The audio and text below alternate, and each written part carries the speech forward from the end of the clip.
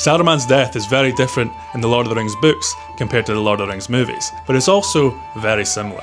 Let me explain. If you've only ever seen the theatrical release of the Lord of the Rings film, you might just think that when Treebeard and the Ents take over Isengard, that Saruman is just trapped there and is unable to leave. But if you've watched the extended edition of The Return of the King, you'll have seen the death of Saruman. At the start of the film, Gandalf, Aragorn, Legolas, Gimli, Theoden, Éomer, Merry and Pippin confront Saruman at the top of the Tower of Orthanc. There's a bit of back and forth. Gandalf the White destroys Saruman's staff. King Theoden tries to persuade Gríma Wormtongue to come down and be a man of Rohan again. Saruman, having none of this, gives Gríma a quick backhand, and then finally, after all the torment and abuse he's received from Saruman, he finally snaps, pulls out a dagger, stabs him in the back. Legolas then shoots and kills Gríma, and Saruman falls from the top of Orthanc and lands softly on a large, spiky wheel.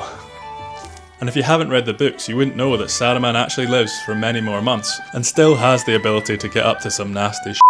In the books, Treebeard and the Ents still take over Isengard. Gandalf and the group still confront him in the Tower of Orthanc. Gandalf takes away the majority of his powers, but instead of them dying there, Gandalf asks if Treebeard would look after Isengard, keep an eye on Saruman, and don't let him leave. The adventure continues, the One Ring gets destroyed, and the Fellowship are making their way home. They stop in Rohan for King Theoden's funeral and visit Treebeard in Isengard, who lets them know that Saruman and Gríma Wormtongue have gone. Gandalf and the hobbits continue on together to Bree, where Gandalf and the hobbits part ways. The hobbits continue on by themselves back to the Shire, where they discover a group of ruffian men have destroyed and taken over the majority of the Shire, under orders from a man called Sharkey. This is called the Scouring of the Shire. Merry, Pippin, Sam and Frodo lead a small force of hobbits to take back the Shire. At the climax of the fighting for the Shire, it is revealed that the leader Sharkey was actually Saruman all along. And it turns out Saruman had had his claws in the Shire ever since Frodo left and leaving Bag End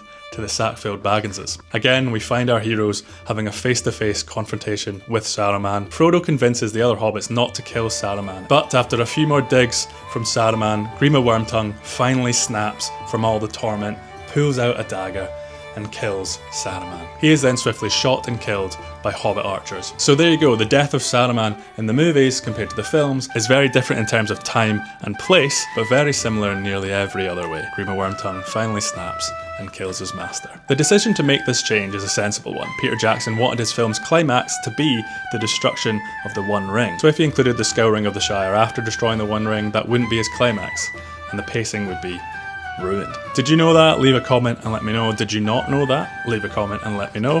And follow me. Thanks for watching.